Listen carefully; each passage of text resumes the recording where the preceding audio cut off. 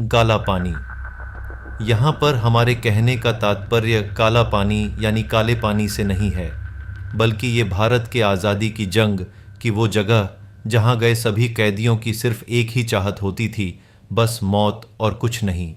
अपनी किताब the story of my transportation for life में विनायक दामोदर सावरकर लिखते हैं कि जब वो पहली बार सेल्यूलर जेल पहुंचे तो उन्हें वहां के जेलर डेविड बैरी के मुंह से ये शब्द सुनाई दिए, इस कायनात में एक ईश्वर है जो स्वर्ग में रहता है, लेकिन पोर्ट ब्लेयर में दो ईश्वर हैं, एक स्वर्ग वाला ईश्वर और दूसरा मैं। डेविड बैरी आगे कहते हैं कि ये दीवार देख रहे हो, जानते हो ये इतनी नीची क्यों है? क्योंकि इनके पार 1000 मील तक सिर्फ समंदर है, इसलिए इस जगह से भागना असंभव है। तो डेविड बैरी जिस जेल की बात कर रहा था, हम सभी उसे काला पानी के नाम से जानते और पहचानते हैं। आखिर अंडमान की सेल्यूलर जेल को काला पानी क्यों कहते थे, लेकिन इसका नाम तो सेल्यूलर जेल है। तो क्या है भारतीय इतिहास की सबसे कुख्यात जेल की कहानी, और क्यों इसके नाम से ही लोग डर के मारे थरथराने लगते थे? क्योंकि ये द्वीप पूरी तरह कीचड़ से भरे थे। यहाँ मच्छर, खतरनाक सांप, बिच्छुओं और झोंकों और अनगिनत प्रकार के जहरीले कीड़ों की भरमार थी। इसलिए आज हम बात करेंगे सेल्यूलर जेल उर्फ सजा ए काला पानी की। आखिरकार सेल्यूलर जेल या काला पानी की सजा इतनी खतरनाक क्यों थी? सजा याफ्ता कैदी वहां जाने से क्यों डरते थे? और यह जेल कब, किसने और क्यों बनवाई थी? तो आइए चलिए डिटेल में उन सभी बातों को जान लेते हैं। काला पानी की कहानी शुरू होती है सन 1857 से, जब भारत में क्रांति के दौरान और उसके बाद में भी जिन लोगों को अंग्रेज़ों द्वारा पकड़ा जाता था, या तो अंग्रेज़ उन्हें फांसी पर लटका देते थे या तोप के मुहाने पर बांधकर उड़ा देते थे। हालांकि सभी क्रांतिकारियों का हश्र एक जैसा नहीं हुआ। उसमें से कई लोगों को तो कैदी बना लिया गया, क्योंकि ये लोग आगे भी इसी तरह से विद्रोह न कर सके। इसीलिए विद्रोह के डर से अंग्रेज़ों ने इन्हें अपने मुख्य भूमि से दूर भेजने की ठानी, और ऐसे में चुना गया अंडमान द्वीप। उस समय अंडमान द्वीप भेजने के दौरान समंदर की यात्रा करनी पड़ती थी। प्राचीन काल से लेकर उस दौर में भी हिंदुओं के बीच एक ऐसी मान्यता थी कि अगर किसी व्यक्ति ने समंदर की यात्रा कर ली तो वो अपनी पवित्र गंगा से अलग हो जाएगा, जिसके चलते उसका धर्म भ्रष्ट हो जाता है, और ऐसे लोगों को जात से बाहर निकाल दिया जाता था। इसलिए समुद्र के पानी को तब के लोग काला पानी कहते थे, और इसी कारण अंडमान की कैद को नाम मिला काले पानी की सजा, या कह लीजिए काला पानी की जेल। सन 1857 के बाद 200 कैदियों को पहली बार अंडमान भेजा गया, जिसके 11 साल बाद 1868 में 733 कैदी कराची से भेजे गए। शुरुआत में इन लोगों को एक घर नुमा जेल में रखा जाता था। सन 1890 तक तो कैदियों की संख्या में काफी इजाफा हो चुका था। हालांकि तब तक अंडमान की जेल की वो सूरत नहीं थी। जेल बनने के पहले तो वहां घना जंगल, कीचड़, कीड़े मकोड़े, सांप, बिच्छू जैसे कईयों जहरीले जानवर पाए जाते थे, और कैदियों को उसी जंगल में खुले आसमान के नीचे रहना पड़ता था। जेल तो बाद में जाकर बनी। मुख्य भूमि की जेलों के मुकाबले अंडमान में ज्यादा आज़ादी मिलती थी, इसलिए कैदी यहां आना अधिक पसंद किया करते थे, क्योंकि ये एक खुला इलाका था। लेकिन वहीं बाद में सन 1890 के करीब 2 अंग्रेज अधिकारियों को इस बात में दिक्कत दिखाई देनी शुरू हुई, और उन्होंने कहा, जेल के नाम पर आज़ादी, ऐसे कैसे, और फिर क्या था? इसी बात से गुस्साए चार्ल्स लायल और A.S. लेथब्रिज, इन दोनों ने एक रिपोर्ट बनाकर सरकार के सामने पेश की, जिसमें एक नई जेल बनाने की मांग रखी गई थी, और साथ में यह सुझाव भी दिया था कि यहां आने वाले कैदियों के लिए कठिन से कठिन वातावरण होना चाहिए।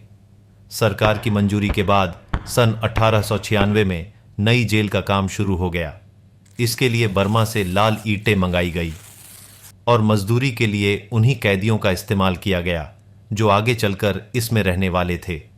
इस जेल का आकार भी अपने आप में काफी अनोखा था, और इस आकार के पीछे भी है एक दिलचस्प कहानी। दरअसल बात है 19वीं सदी की, जब ब्रिटेन में जेरेमी बेंथम नाम के एक बड़े दार्शनिक हुआ करते थे। बेंथम यूटिलिटेरियनिज्म नाम की विचारधारा के ध्वजारोहक थे। यूटिलिटेरियनिज्म मोटा मोटी कहें तो कहता है कि कौन सी चीज़ अच्छी है ये इस बात से तय होगा कि वो कितने लोगों का भला करती है, और जिस तरीके से ज़्यादा लोगों का भला होगा वही सबसे अच्छा माना जाएगा। सुनने में तो उनकी बात 100% सही लगती है, लेकिन इस विचारधारा के साथ एक समस्या ये थी कि उनकी विचारधारा के अनुसार मानो एक आदमी को मारकर अगर 5 लोग बचाए जा सकते हैं तो एक को मारने में कोई भी हर्ज नहीं है। तो बेंथम साहब ने इसी विचारधारा के आधार पर बताना शुरू किया कि समाज का भला कैसे हो सकता है। पता नहीं क्यों पर उनकी नज़र सबसे पहले जेलों पर गई। बेंथम साहब ने कहा, जेल की बनावट में एक दिक्कत है। जेल में जितने कैदी होते हैं उसी रेशियो में सुरक्षा गार्ड भी रखने पड़ते हैं, जिससे लोगों के काम की और पैसे की बर्बादी होती है। इसलिए जेलों के आकार को ही बदला जाना चाहिए। इसी को ध्यान में रखते हुए बेंथम ने जेल के आकार के लिए एक नया सुझाव दिया, जिसे उन्होंने पैनोप्टिकॉन का नाम दिया। ये नया डिज़ाइन कुछ इस प्रकार से था कि एक ही सुरक्षा गार्ड पूरी जेल पर नज़र रख सकता था। बेंथम के जीते जी तो ये आइडिया कुछ खास चर्चित नहीं हुआ, लेकिन उनकी मौत के बाद सरकार ने सोचा और कहा, वाई नॉट। हेंस अंडमान में जेल पैनोप्टिकॉन डिज़ाइन के हिसाब से बनाई गई। तो अब आप सोच रहे होंगे कि आखिर ये कैसा डिज़ाइन है। तो अब आप अपने मन में एक साइकिल के पहिए की कल्पना कीजिए, एक डंडा और उसमें से निकली कुछ तिलियां। अंडमान की जेल के बीच में एक बड़ा सा टावर बनाया गया। टावर के ऊपर गार्ड के खड़े होने की जगह होती थी और साथ में 1 घंटा लगा रहता था, ताकि कोई गड़बड़ी हो तो घंटे की आवाज़ सुनकर सब चौकन्ने हो जाएं। इस टावर से बाहर की ओर साइकिल की तिलियों के आकार में 7 बिल्डिंग बनी हुई थी। एक बिल्डिंग को एक विंग कहते थे। इसी प्रकार हर विंग 3 मंजिल की थी, जिसका एक कमरा 14.8 इंटू 8.9 फुट के आकार का था, और पूरी जेल में ऐसे ही कुल 696 सेल थे। और इन्हीं सेल्स के कारण इस जेल को सेल्यूलर जेल का नाम मिला। ये सेल यानी कमरे खास इस तरह बनाए गए थे ताकि कोई किसी दूसरे कैदी से संपर्क न कर सके। जेल की हर विंग का मुंह दूसरे विंग की दीवार की तरफ बना हुआ था। हर कमरे में लगभग 9 फीट की ऊंचाई पर एक रोशनदान बना था, जिससे हवा और रोशनी बाहर आ जा सके। साल 1906 में इस जेल का निर्माण पूरा हुआ, जिसके बाद भारत के सबसे खूंखार मुजरिमों के साथ साथ राजनीतिक कैदियों को भी यहां भेजा जाने लगा। जेल में कैदियों के साथ व्यवहार कैसा होता था, इसके लिए एक कैदी की सामान्य दिनचर्या आपको बताते हैं। दिन भर कोल्हू के बैल की तरह जोता गया। एक शख्स लात घूंसे खाने के बाद जेल के अपने कमरे में सो गया। तभी एक बड़ी सी घंटी की आवाज़ सुनाई देती है। सूरज तो अभी उगा भी नहीं है, लेकिन उठना मजबूरी है, नहीं तो गार्ड आकर उठाएगा और साथ में कोड़े भी बरसाएगा। और 700 कैदियों के लिए सुबह में फ्रेश होने का समय निर्धारित किया गया था, जो कुल 1 घंटे का था। लेकिन नहाने को पानी नहीं है और पीने के लिए जैसा पानी मिला है उससे तो कोई आदमी मुंह धोने से भी कतराए। इसके बाद आती है खाने की बारी। हरे रंग के पानी के ऊपर तैरते हुए कुछ पत्ते बर्तन में डाले जाते हैं, साथ में कीड़े वाली दाल। न खाओ तो भूखे रहो, और अगर खा लिया तो दस्त लग जाए। खाने की औपचारिकता के बाद अब काम का वक्त आता है। काम पर जाते हुए भी सभी के हाथों में लोहे की जंजीरें हैं, गले से लेकर पैर तक बेड़ियां। इसी हालत में सफाई का काम करना है या वृक्षों की कटाई या और कोई मजदूरी का काम। हालांकि अगर आप कोई राजनीतिक कैदी हैं तो आपके लिए यातना का विशेष प्रबंध है। कोल्हू जुता हुआ है लेकिन बैल नहीं है, क्योंकि यहाँ पर बैल का काम कैदी को करना है। वीर सावरकर अपनी किताब में लिखते हैं, 20 चक्कर में एक हष्टपुष्ट आदमी चक्कर खाकर गिर जाए, उस कोल्हू को दिन भर जोतना पड़ता है। इस दौरान पूरे दिन भर में सिर्फ एक ब्रेक खाने के लिए मिलता था, और कैदी वॉशरूम जाने के लिए भी एक्स्ट्रा टाइम नहीं ले सकते। बरिंद्रा कुमार घोष अपनी किताब the tale of my exile में लिखते हैं, एक दिन बकुल्ला नाम के एक कैदी को लैट्रीन से लौटने में देर हो गई। सिपाहियों ने उसे इतना मारा कि उसके कूल्हे की खाल उधड़ कर लटकने लगी। यही हाल होता अगर किसी से बात करने की कोशिश भी की तो, यहाँ तक कि अगर इशारा भी किया तो सुरक्षा गार्ड जूतों से मारेगा। हालांकि दिन इतने में ख़त्म नहीं होता। कोल्हू के बैल का काम निपटाने के बाद एक और काम मिलता है, नारियल के खोल से भूसी निकालना। इसके लिए नारियल के खोल को हथौड़े से मारना पड़ता है। इतने के बाद भी अगर काम करने की जान बची तो पुरानी रस्सियों को घिसकर उसके धागे अलग करने पड़ते हैं, तब तक जब तक हाथ से खून न निकल जाए। हर काम को करने के लिए एक टारगेट फिक्स था। कोल्हू से 10 लीटर तेल या 20 लीटर तेल और नारियल से 4 किलो जूस। अगर शाम तक ये टारगेट नहीं पूरा हुआ तो हथकड़ियों से बांधकर लटका दिया जाएगा। पहली बार 3 दिन के लिए, फिर 10 दिन के लिए। इस बीच गार्ड घुटनों के बीच में एक डंडा फंसा देगा ताकि पैर फैले रहें। ये सब पूरा होने के बाद रात को जब कैदी अपने कमरे में पहुंचता है तो देखता है कि वहां 2 बर्तन हैं, एक पानी पीने के लिए और दूसरा इसलिए ताकि अगर रात में टॉयलेट जाना पड़े तो इसी में कर लें। लेकिन बर्तन भी इतना छोटा कि कई लोग फर्श पे ही हल्के हो जाते थे। जून की गर्मी हो या दिसंबर की ठंड, सोने के लिए सिर्फ नंगा फर्श उपलब्ध हुआ करता था। दिन भर काम करके लोग इतने थक जाते थे कि उन्हें उसी पर ही नींद आ जाती थी। इसके बाद दूसरा दिन शुरू होता था, बिल्कुल वैसा ही जैसे पिछला दिन शुरू हुआ था। काला पानी जेल बनने के पहले वहां पर झोपड़ियों का यह हाल था कि बारिश के दौरान अंदर और बाहर एक जैसे हालात होते थे। सारा दिन सश्रम कारावास के कारण अथाह और अकल्पनीय मेहनत करना, अत्याचार और हिंसा का शिकार रहना और फिर बेहद घटिया खाने पर संतोष करके लगातार मौत के लिए जिंदा रहना ही कैदियों की किस्मत बन चुका था। लिहाजा वहां के हालात इतने खराब थे कि हर कैदी मौत की दुआ करता था, क्योंकि उन सभी मुसीबतों से छुटकारे का एकमात्र सबसे सरल रास्ता मौत ही थी। मजहबी आलिम, गालिब के समकालीन और दोस्त अल्लामा फजले हक मसऊदी खैराबादी सन 1857 की आज़ादी की जंग के अगुआ थे। लेखक साकिब सलीम के अनुसार उन्होंने अंग्रेज़ों के खिलाफ जामा मस्जिद से जिहाद का फतवा जारी किया था। खैराबादी को 4 मार्च सन 1859 को लोगों को हत्या के लिए उकसाने और बगावत के आरोप में उन्हें काला पानी और उनकी सारी संपत्ति जब्त करने की सख्त सज़ा सुनाई गई। खैराबादी ने अपनी किताब अस्सूरत लहिंदिया में कैद के हालात के बारे में लिखते हैं। नीचे दिए गए कुछ वाक्य उसी किताब से वर्णन किया हुआ है। हर कोठरी पर छप्पर था जिसमें दुख और सिर्फ रोग और रोगी ही भरे थे। वहाँ की हवा बदबूदार और बीमारियों का खजाना थी। बीमारियाँ, असीमित खुजली और दांत जैसा एक और चर्म रोग जिसमें बदन की खाल फटने और छिलने लगती है, ये सभी वहाँ के लिए एक आम बात थी। बीमारी के इलाज, सेहत की देखभाल और घाव भरने का कोई भी उपाय न था। दुनिया की कोई भी बड़ी से बड़ी मुसीबत यहाँ की दर्दनाक मुसीबतों की बराबरी नहीं कर सकती थी। जब कोई उनमें से मर जाता था तो लाश ले जाने वाला उसकी टांग पकड़कर खींचता और बिना नहलाए उसके कपड़े उतारकर रेत के ढेर में दबा देता है। न ही उसकी कोई कब्र खोदी जाती है, न नमाज ए जनाजा पढ़ी जाती थी। घने जंगल में जंजीरों में जकड़े कैदियों को रास, ह्यूलाक और चैथम द्वीप पर कठोर श्रम करने का आदेश दिया गया। निर्जन द्वीप के जंगलों की सफाई का मेहनत वाला काम खैराबादी और उनके साथियों को करना होता था। इतना ही नहीं, बल्कि रात में उन बिना आबादी वाले इलाकों में भी हमें जंजीरों में कैद करके रखा जाता था। लेखक खैराबादी आगे कहते हैं कि मैंने अपनी आंखों से दूसरे कैदियों को बीमार होते हुए भी बेड़ियां पहने और जंजीरों से जकड़कर खींचे जाते हुए देखता हूँ। एक कठोर और गंदा आदमी हमें कष्ट पर कष्ट पहुंचाता और भूखे प्यासे होने पर भी रहम नहीं खाता। सुबह और शाम इस तरह बसर होती है कि पूरा शरीर घावों से छलनी बन चुका है। आत्मा को घुला देने वाले दर्द और तकलीफ के साथ घाव बढ़ते रहते हैं।